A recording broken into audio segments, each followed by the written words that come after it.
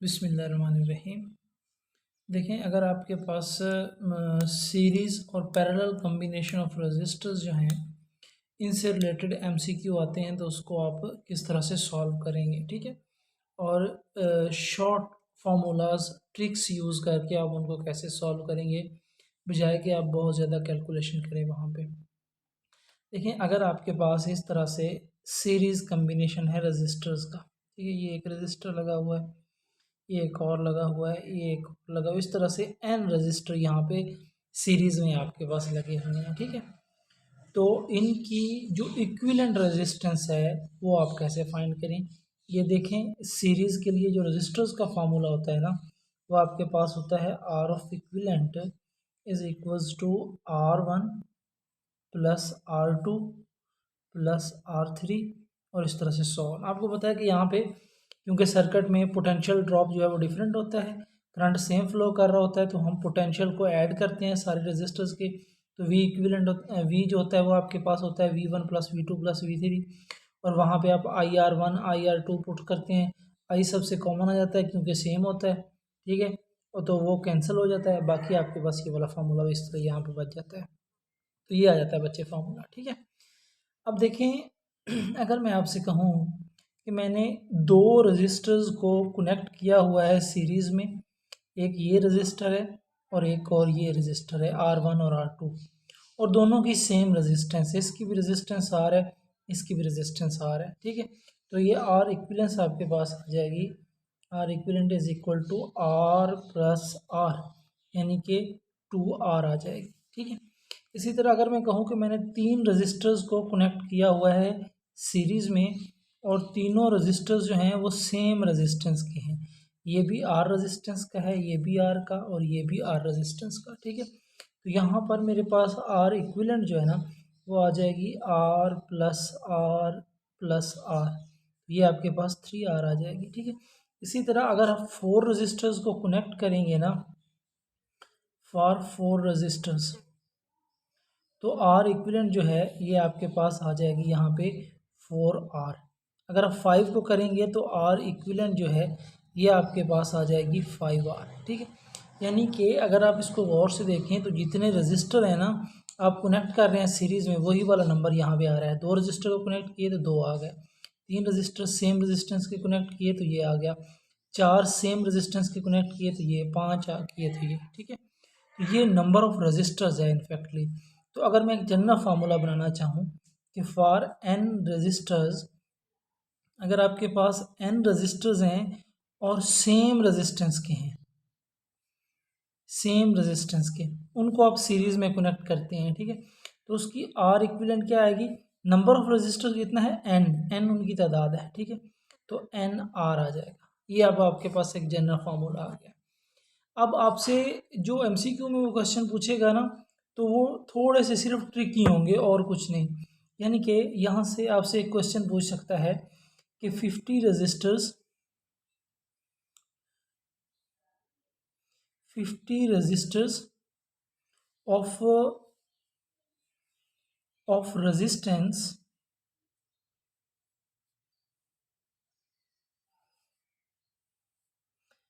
10 ohm each, यानी कि 50 register में उसने कनेक्ट किए हैं और उनमें से हर एक की रेजिस्टेंस कितनी है, 10 ओहम है। देन फाइंड आर इक्विवेलेंट, यानी कि इक्विवेलेंट रेजिस्टेंस, ठीक है। फिर आपसे कहेगा कि आप इक्विवेलेंट रेजिस्टेंस फाइंड करें। तो देखिए, आपको ये इस तरह से बिल्कुल करने की ज़रूरत नहीं है कि 50 को आप 10 दफ़ा ऐड करें। जस्ट आपको ये फार्मूला पता होना चाहिए कि सेम रजिस्टर्स के लिए आप ये यूज़ करते हैं, ठीक है। तो इसको आप बिल्कुल आसानी से सॉल्व कर सकते हैं कि आर इक्विवेलेंट क्या आएगी कि नंबर ऑफ़ रजिस्टर्स कितने हैं, 10 है आपके पास नंबर ऑफ़ रजिस्टर्स, ठीक हो गया बच्चे। तो ये आपके पास नंबर ऑफ़ रजिस्टर यहाँ पे लगाएंगे इस फार्मूले के मुताबिक, n की जगह पे 10 आ गया, ठीक है। और यानी कि 50 उसने दिया है नंबर ऑफ़ रजिस्टर, तो यहाँ पे 50 आ गया, 50 रजिस्टर्स, ठीक है। और हर एक की रेजिस्टेंस कितनी है, 10 ओम है, तो यहाँ पे आप 10 लगा देंगे। तो आप आर इक्विवेलेंट फाइंड करेंगे ना, तो आर इक्विवेलेंट जो है ना बच्चे वो आपके पास आ जाएगी ये 10 को इससे मल्टीप्लाई करेंगे तो 500 ओम आ जाएगी। ठीक हो गया। अब देखिए एक और बहुत इम्पोर्टेंट पॉइंट कि जब हम सीरीज़ में रजिस्टर्स को कनेक्ट करते हैं ना, तो उनकी जो आर इक्विवेलेंट आती है वो सीरीज़ में कनेक्टेड लार्जेस्ट रजिस्टर से भी ज़्यादा होती है। यानी कि अगर फ़र्ज़ करें ये 3 रजिस्टर्स मैंने कनेक्ट किए हैं, ये मैं करता हूँ यहाँ पे 100 ओम का रजिस्टर, ये मेरे पास 500 ओम का रजिस्टर है, ये मेरे पास यहाँ पर 1000 ओम का रजिस्टर है। ठीक है, ये 3 रजिस्टर्स हैं। तो अगर आप इन तीनों की आर इक्विवेलेंट फाइंड करेंगे ना, ये जो मैंने 3 रजिस्टर्स यहाँ पर लगाए हैं, ठीक है, ये वाले 100 ओम, 500 और 1000, तो इनकी सीरीज़ में लगे हों कि जो आर इक्विवेलेंट है वो 100 प्लस 500 प्लस 1000, तो ये आपके पास 1600 बनता है ओम। ठीक है, तो आप देख सकते हैं 1600 आ रहा है जो आर इक्विवेलेंट आ रही है।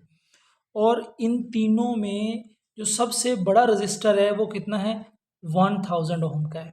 तो आर इक्विवेलेंट जो है ना वो लार्जेस्ट से भी लार्जर आती है।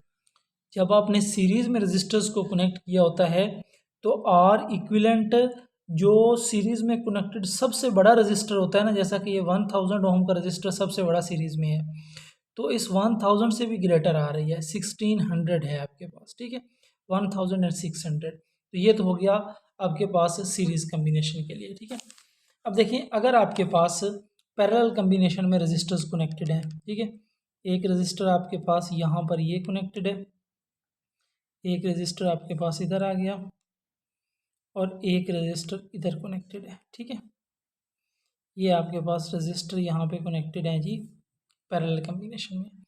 अब आप यहाँ पे आर इक्विवेलेंट फाइंड करेंगे ना, तो आर इक्विवेलेंट जब पैरेलल कम्बिनेशन के लिए होती है तो ये होती है 1/r, ये is equals to 1/r1 plus 1/r2 plus 1/r3, so on, इस तरह से। ठीक है, अब अगर मैं आपसे कहूँ कि मैं दो रजिस्टर्स को कनेक्ट करता हूँ पैरेलल में, एक मेरे पास ये रजिस्टर है, ठीक है, एक और इधर रजिस्टर है, इसको भी मैं कनेक्ट कर रहा हूँ यहाँ पे पैरेलल में, तो इन दोनों की आर इक्विवेलेंट कैसे फाइंड करूँगा, 1/r ई, आर इक्विवेलेंट। ठीक है, और अगर ये दोनों सेम रेजिस्टेंस के हैं, मतलब इस ऊपर वाले की रेजिस्टेंस आ रहा है, इसकी भी रेजिस्टेंस आ रहा है, तो इनकी आर इक्विवेलेंट आ जाएगी 1/r1। r1 क्या है आपके पास, सिंपल आर, r2 क्या है, वो भी सिंपल आर के इक्वल है, दोनों सेम है।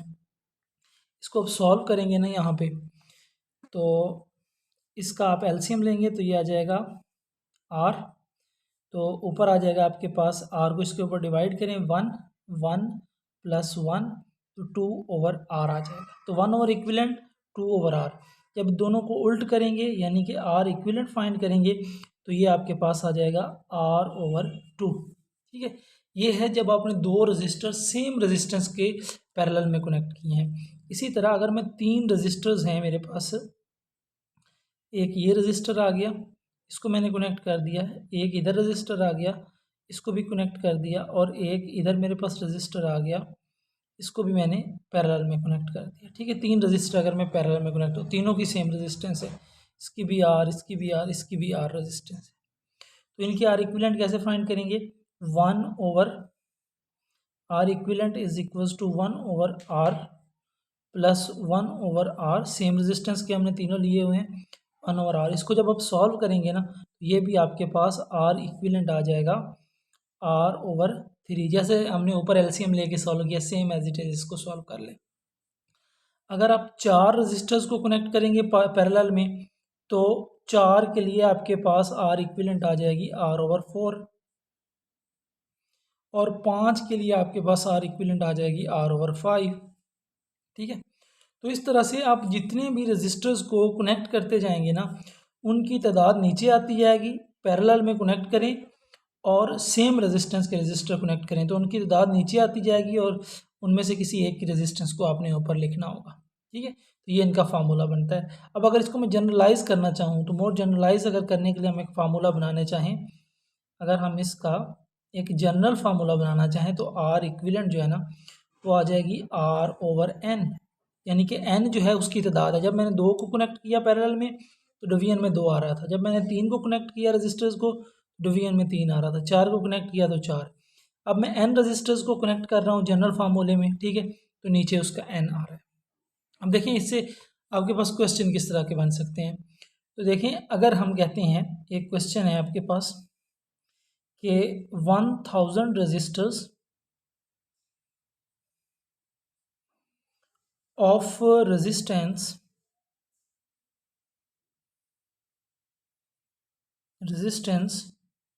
100 ohm are connected in parallel, ठीक है, देन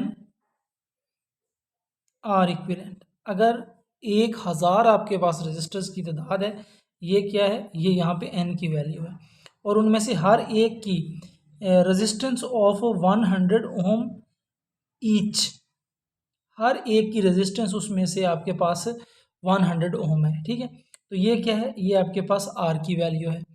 अब आपने फाइंड क्या चीज़ करनी है, आर इक्विवेलेंट फाइंड करनी है। तो आपको पता है अभी हमने फार्मूला बनाया है, आर इक्विवेलेंट का फार्मूला क्या होगा, आर इक्विवेलेंट का फार्मूला है जी आपके पास जो जनरल बना है सेम रजिस्टर्स के लिए आर ओवर एन, ठीक है।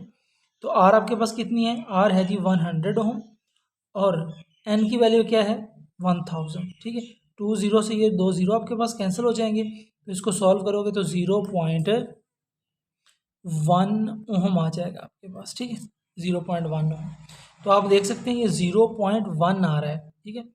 और इधर आपके पास जो रजिस्टर लगे हुए हैं उनकी कम से कम रेजिस्टेंस कितनी है 100 ओम। तो इसमें जब आप पैरेलल में कनेक्ट करते हैं ना, तो आर इक्विवेलेंट जो होती है is R equivalent is smaller than smallest resistance in parallel, ठीक है। जब आप पैरेलल में कनेक्ट करेंगे तो आर इक्विवेलेंट जो है वो स्मॉलर देन स्मॉलेस्ट रेजिस्टेंस होगी, और अगर आप सीरीज़ में कनेक्ट करेंगे तो R equivalent larger than largest resistance होगी, यानी कि सीरीज़ में सबसे बड़ी रेजिस्टेंस से भी बड़ी वैल्यू आती है आर इक्विवेलेंट की, और पैरेलल में आर इक्विवेलेंट की वैल्यू सबसे छोटी से भी छोटी आती है, ठीक है। और ये इनके जो फार्मूलाज हैं, हमने जो पहले कैपेसिटर्स वाली पढ़ी थी बिल्कुल उसके अपोजिट है, यानी कि कैपेसिटर्स में अगर आप सीरीज़ की बात करें ना, तो उसमें जो फार्मूला था सी इक्विवेलेंट वो आपके पास था 1/C1 + 1/C2, ठीक है। तो ये यहाँ पे जब आपने रजिस्टर्स लिया है तो ये उसका अपोजिट आ रहा है, ठीक है। इधर आपके पास 1/R1 आ रहा है पैरेलल के लिए। तो ये आप जो कैपेसिटर्स वाला टॉपिक है और ये वाला टॉपिक है इसमें से डिफ्रेंशिएट करके रखना है, ठीक है।